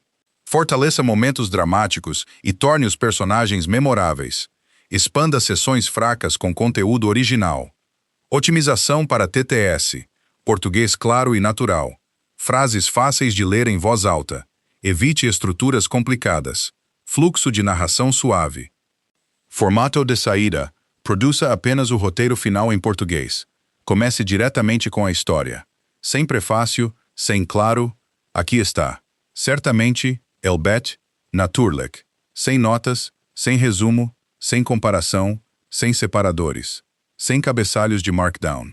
Não mencione que o texto foi adaptado. Lembrete final. Se qualquer nome em inglês, cidade americana, sinal de dólar ou frase em inglês permanecer em sua saída, você falhou. Reescreva a história como um original nativo em português. Não traduza. C. Nemel, Sadesu Eve, Ictici, Ver, N, G, RD. Y, Veia Tal, Matlari Asla, Tekrar Etmei N. Roteiro. Não do jeito que homens como Máximo trabalhavam, mas do jeito de um homem que passou a vida inteira em salas cheias de papéis. Ele pegou o Antigo Testamento de Rosetta Ferraro, aquele que ela assinou quando Giada ainda era muito jovem, nomeando-o como padrinho legal de sua filha. Ele pegou a última avaliação neurológica de Giada, que afirmava que Giada Ferraro sofria de comprometimento cognitivo e não conseguia tomar decisões importantes por si mesma. Em seguida, ele produziu um terceiro documento, um que Máximo lhe entregou pessoalmente, o aviso declarando que as atividades financeiras ligadas ao Ferraro Shipping Group estavam sob revisão federal. Ele combinou essas três coisas em uma petição de tutela de emergência, argumentando que um irmão que era objeto de uma investigação não era apto a cuidar de uma pessoa incapacitada e que a urgência das circunstâncias exigia uma ordem temporária imediata. Ele entrou com a petição na tarde de quarta-feira. O tribunal concedeu a ordem temporária na manhã de quinta-feira. Máximo não tinha ideia de que o jogo havia começado. Ele soube às 6h20 da manhã, quando veículos pararam em frente aos portões e Nico bateu à porta do seu quarto. 3 veículos já estavam no pátio. Máximo era uma van branca com o nome de uma clínica de repouso particular nos subúrbios. Os outros 2 eram viaturas policiais. Um homem com uma pasta aproximou-se, apresentou a ordem, leu o número do processo em voz alta, nomeou o tribunal e leu o nome da pessoa nomeada como tutora. Máximo pegou o documento e leu do começo ao fim. Ele leu devagar, incluindo toda a letra miúda no verso. Então ele disse: "Eu sou o irmão biológico dela." O homem disse: "Sim." E explicou que Máximo tinha o direito de contestar a ordem através do procedimento adequado, que uma audiência de revisão seria marcada e que, até então, a ordem permaneceria em vigor. Máximo ligou para seu advogado. O advogado ouviu por 2 minutos e disse que não havia como impedir naquela manhã, que uma ordem temporária só poderia ser revertida através de outra audiência, e que a audiência mais cedo possível ainda estava a vários dias de distância. Máximo ligou para mais 2 números, para 2 homens que todos na cidade sabiam que podiam fazer as coisas acontecerem. Ambos lhe deram a mesma resposta. Isso é uma ordem judicial. Giada foi trazida para baixo perto das 7 horas. Ela usava o casaco e segurava o caderno apertado contra o peito. Ela não entendia o que estava acontecendo e continuava perguntando ao irmão repetidamente se ela tinha feito algo de errado. Máximo deu um passo em direção a ela. Um policial estendeu um braço para bloqueá-lo, muito educadamente, sem tocá-lo, simplesmente se colocando entre eles. "Por favor, mantenha distância até que a transferência seja concluída", disse o policial. E Máximo Ferraro, o homem cujo nome fazia uma cidade inteira baixar a voz, o homem cuja única ligação telefônica podia apagar as luzes de um bairro inteiro, ficou a menos de 3 passos de sua irmã e não teve permissão para tocá-la. Ele ficou ali. Ele não gritou. Ele não fez nada. Suas mãos pendiam ao lado do corpo, fechando-se em punhos e depois abrindo novamente. Délia estava nos degraus dos fundos, segurando Josie, e viu tudo. Levaram Giada para a van, abriram a porta e a sentaram na fila do meio. A porta fechou. O veículo não saiu imediatamente porque os documentos de transferência ainda precisavam ser assinados. Enquanto esperavam, Giada virou-se e olhou para fora. Ela abriu seu caderno, virou para a última página e a pressionou contra a janela, segurando-a ali. Os traços de lápis eram trêmulos e apressados, as letras maiores que o normal. 4 palavras: Tio Ezra. A ponte. Máximo olhava para baixo enquanto assinava os documentos que lhe foram apresentados. Nico estava fazendo uma ligação. Os policiais estavam de costas para a van. Apenas Délia viu. Ela congelou nos degraus, apertando os braços em volta do bebê, e a página permaneceu pressionada contra o vidro por mais alguns segundos, antes que a van branca começasse a se mover, desse meia volta e desaparecesse pelos portões. Délia contou a Máximo sobre aquelas 4 palavras assim que a van branca desapareceu de vista. Ele ouviu. E ele não disse que eles tinham evidências agora, porque ele sabia melhor do que ninguém que as palavras de alguém que o tribunal acabara de declarar legalmente incapacitada não significariam nada para ninguém. Mas aquelas 4 palavras lhe deram uma direção. Naquela tarde, ele convocou seu advogado e fez apenas uma pergunta. O que seria preciso para derrubar um homem como Ezra Vance? O advogado disse que eles precisavam do rastro do dinheiro. Ele disse que eles tinham que provar de onde veio o dinheiro pago a Marlene Voss. E para fazer isso, eles teriam que abrir todo o conjunto de livros da corporação para os promotores sem reter nada, incluindo as partes que o próprio Máximo não queria que ninguém visse. A maioria dos registros financeiros antigos, os originais da época de seu pai e dos anos seguintes, eram guardados no cofre particular de sua mãe em seu escritório no 2º andar. Ele não havia aberto aquele cofre uma única vez desde o dia do funeral dela. Ele esteve diante dele várias vezes e pousou a mão contra sua superfície de aço fria, mas cada vez ele se afastou. Naquela noite, ele o abriu. Ela inseriu a sequência de números que sua mãe lhe recitara apenas uma vez, muitos anos antes. E quando a porta se abriu, o cheiro de papel velho saiu. Não havia dinheiro lá dentro, nem ouro. Havia apenas registros organizados em maços, amarrados com barbante, com cada ano escrito a lápis ao longo da lombada. Ele os removeu um por um e os colocou sobre a mesa. No último e mais recente maço, ele encontrou um diário escrito à mão, pertencente à sua mãe. Suas páginas estavam cobertas em ambos os lados, com linhas que ela escrevera para si mesma, pequenas e ordenadas. Ele leu, e durante a meia hora que ficou sentado àquela mesa, tudo o que ele acreditava ter entendido sobre os últimos 3 anos foi virado de cabeça para baixo. Sua mãe não tinha sido meramente alguém que ficava ao lado da pessoa no poder. Ela era a que estava no poder, realmente no poder, mesmo enquanto seu pai ainda estava vivo. E as reuniões que Máximo supunha que ela frequentava apenas por aparências tinham sido, na verdade, presididas por ela. Nas últimas páginas, ela registrou cada transação, como o dinheiro se movia através de contas fiduciárias, os nomes das empresas e as datas. Ela descobriu que Ezra Vance vinha drenando o truste familiar há anos. E perto do fim, ela escreveu que havia combinado de se encontrar com os outros 2 membros do conselho na semana seguinte para apresentar o assunto e removê-lo. Aquela semana seguinte nunca chegou. Máximo sentou-se imóvel. Ele entendeu então que na noite da ponte, as pessoas no outro veículo não estavam esperando por ele. Por 3 anos, ele viveu com a crença de que sua mãe tinha ido em seu lugar, que ela tinha morrido porque ele esteve ocupado por 40 minutos. Isso não era verdade. Ela era a pessoa que eles precisavam. Ele simplesmente havia criado uma razão para se atormentar. Abaixo do diário, havia um envelope aberto contendo uma carta inacabada. Apenas meia página escrita antes de parar. Máximo, se você está lendo isto, então eu não tive tempo de terminar o que comecei. Não busque vingança. Viva com decência. Essa é a única maneira de eu vencer. Não havia mais nada, nenhuma assinatura. Ele dobrou a carta e permaneceu sentado por um longo tempo. Então ele se levantou, caminhou até a prateleira mais baixa da estante e pegou um caderno de couro desgastado, o livro que continha nomes que ele nunca precisou usar em sua vida. Ele ligou para Nico. Nico não perguntou nada. 10 minutos depois, um carro estava funcionando no pátio com 4 homens sentados dentro.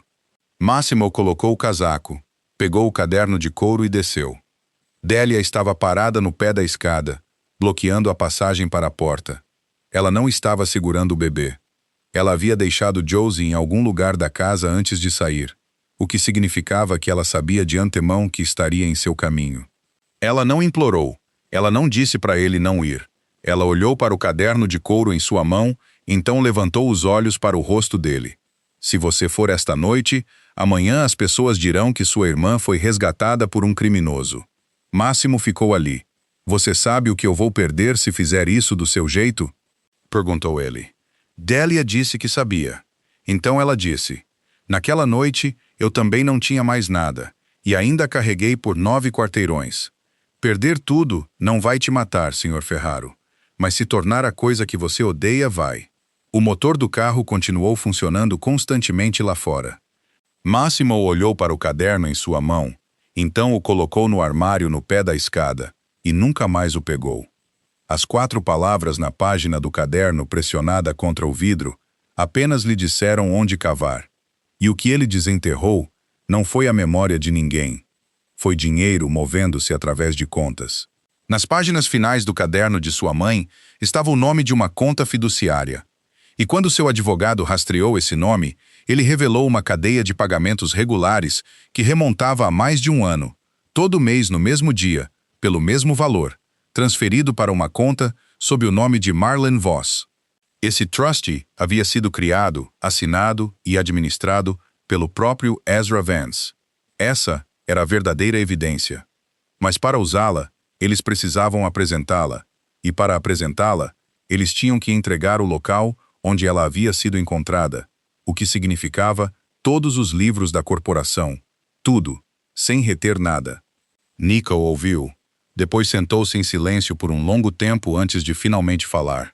Ele disse, chefe, você entende que se abrir isso, você não será o único a cair. Ele disse, 3 gerações desta família estão envolvidas lá. Seu pai, seu avô E você? Ele disse. Você vai perder tudo. Massimo respondeu que da última vez ele havia escolhido manter tudo, e ele havia perdido sua mãe. Ele disse que desta vez ele estava escolhendo o oposto. Ele encontrou Ezra Vance uma última vez naquele escritório no segundo andar, ao lado do cofre que já havia sido aberto. Ezra chegou na hora, como sempre, educado como sempre, e antes de se sentar, ele ainda perguntou como a pequena Josie estava. Massimo empurrou 3 pastas sobre a mesa. A primeira continha cópias das ordens de transferência mensais. A segunda continha os registros da conta fiduciária com a assinatura de Ezra. A terceira era o caderno de Rosetta, já aberto nas páginas finais. Ezra leu. Ele leu devagar, sem pressa, e seu rosto não mudou até que ele chegou à terceira página do caderno, onde Rosetta havia anotado a semana em que combinara de se encontrar com os outros 2 membros do conselho. Foi quando ele baixou os papéis. Ele disse: "Você se lembra que fui eu quem te carregou para fora da igreja no dia em que você foi batizado?" Massimo disse que se lembrava. Ezra disse: "Eu fiz o elogio no funeral da sua mãe." Massimo disse: "Eu sentei na primeira fila. Ouvi cada palavra." Então ele continuou, sua voz ainda tão quieta como sempre foi, a mesma voz que um dia fez 4 homens em um porão de Porto prenderem a respiração apenas para ouvi-lo. Ele disse: "Eu sei o que você está esperando que eu faça. Você está esperando que eu faça o que um homem ferraro supostamente faz. Assim, amanhã de manhã as pessoas terão algo sobre o que falar. Assim, o nome da minha irmãzinha ficará atrelado a isso pelo resto da vida dela." Ele disse: "Eu não vou fazer isso." Ele disse: "Tudo aqui, seu e meu, estará na mesa de um promotor federal amanhã de manhã." Ezra perguntou: "Você entende o que está fazendo consigo mesmo?" Massimo disse sim. Então ele disse uma última coisa. Ele disse: "Por 3 anos, quanto dinheiro você gastou garantindo que aquela garota não se lembrasse? Você comprou as pessoas que a vigiavam. Você comprou a medicação dela. Você até comprou uma ordem judicial." Então ele disse: "Mas ela escreveu seu nome a lápis em um caderno que comprou na lojinha no fim da rua." Ele disse: "Você perdeu para um caderno que custou $2, tio Ezra." Ezra não respondeu a isso. Ele se levantou, abotoou o paletó e saiu. E essa foi a última vez que ele cruzou o limiar da casa Ferraro. O resto pertenceu à papelada e às salas com a bandeira nacional em um canto. Ezra Vance foi indiciado, a ordem de tutela foi revogada e Giada foi trazida para casa numa tarde de julho, carregando o caderno que ela não largava um único dia durante todo esse tempo. A maioria dos bens de Massimo foi apreendida e ele recebeu uma sentença de prisão. Na noite anterior a ter que se apresentar, ele foi à casa da fundação. Josie já dormia. Delia estava sentada à mesa da cozinha e, em volta do pescoço, a fina corrente que segurava a aliança de casamento de Owen repousava como todos os dias. Massimo ficou do outro lado da mesa, de frente para ela. Ele disse que havia terminado de providenciar as coisas para Giada e havia assinado os papéis para que Delia pudesse tomar todas as decisões relativas à menina enquanto ele estivesse fora. Então, ele ficou em silêncio por um momento. Então ele disse: "Eu não estou pedindo para você tirar este anel." Ele disse: "Seu marido salvou minha irmã." Ele disse: "Eu nunca vou te pedir para esquecê-lo." Então ele disse: "Eu só estou pedindo para você me deixar voltar. Não importa quanto tempo leve." Delia não respondeu com palavras. Ela se levantou, caminhou para o outro cômodo, trouxe a Josie adormecida de volta e colocou a menina em seus braços. No inverno seguinte, Delia ainda morava na casinha na propriedade Ferraro, ainda acordava antes das 6, ainda dirigia o programa de requalificação de certificação de cuidadores da Fundação Rosetta, um programa que havia ajudado dezenas de pessoas a retornarem à profissão naquele ano. A maioria delas mulheres que haviam perdido suas certificações por motivos quase exatamente como os dela. Josie aprenderá a andar, aprendera a se erguer, segurando nas pernas de uma cadeira, e Giada estava totalmente móvel novamente, capaz de sair para o jardim sozinha, fazer seu próprio chá e sentar-se todas as noites para escrever em seu caderno, escrevendo com a mesma regularidade firme com que outras pessoas tomavam remédios. E ela agora havia chegado ao seu terceiro caderno. Numa tarde de outono tardio, um homem veio ao portão da casa da fundação, carregando uma menina nos braços. Ele ficou ali por um bom tempo antes de apertar a campainha. Ele disse que uma vez trabalhou no mesmo turno que Owen Mercer. Então, por quase um minuto inteiro, ele não conseguiu dizer mais nada. Finalmente, ele conseguiu uma frase. Apenas uma. Ele disse que naquela noite, Owen havia trocado turnos com ele para que ele pudesse chegar ao hospital a tempo de ver sua filha nascer. Delia parou na soleira da porta com uma mão apoiada no batente, e naquele instante, ela compreendeu a coisa que havia lido repetidamente por tantos meses na carta de negação da companhia de seguros, sem nunca realmente entendê-la. O erro no registro de turno. A linha de letras miúdas.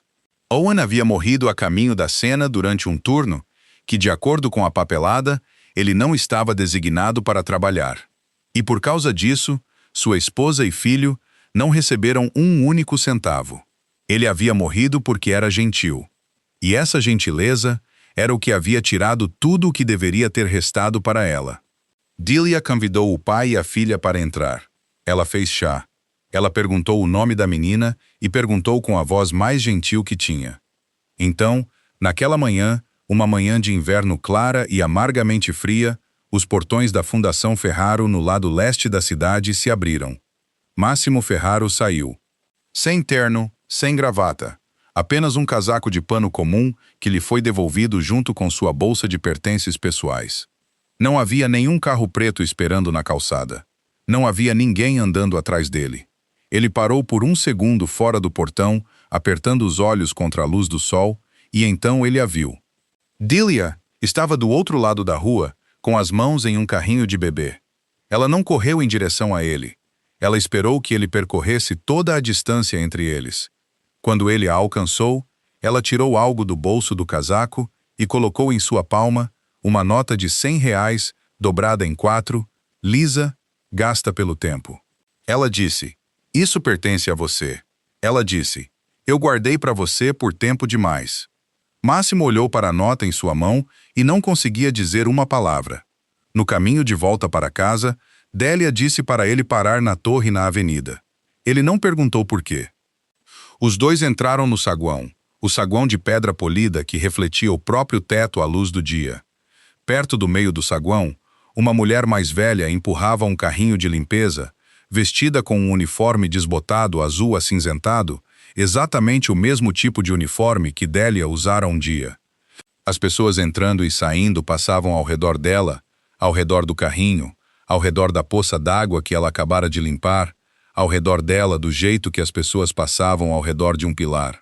Delia empurrou o carrinho mais para perto, então se abaixou até ficar no nível dos olhos da mulher. Ela disse, "Olá, senhora." Ela disse, "Meu nome é Delia." Então ela perguntou, "Qual o seu nome?" A mulher olhou para cima. Ela congelou por exatamente um segundo, uma mão ainda segurando o cabo da vassoura, e nesse único segundo, seus olhos se encheram de vermelhidão. Então ela disse seu nome. Ela o disse muito baixinho, como se ninguém lhe tivesse feito aquela pergunta em muito tempo, e como se tivesse medo que se falasse muito alto, as pessoas deixassem de ouvir. Delia repetiu o nome em voz alta, claramente, para que a mulher pudesse ouvi-lo vindo da boca de outra pessoa.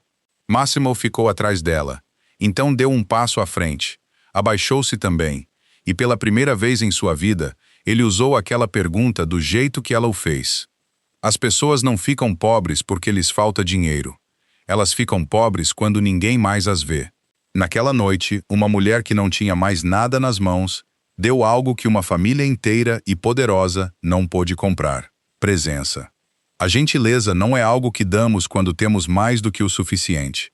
É a única coisa que ainda temos quando perdemos tudo.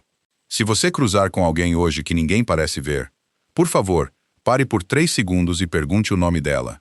Se esta história tocou você, por favor, inscreva-se no canal, deixe um like e compartilhe com alguém que você acha que precisa ouvir.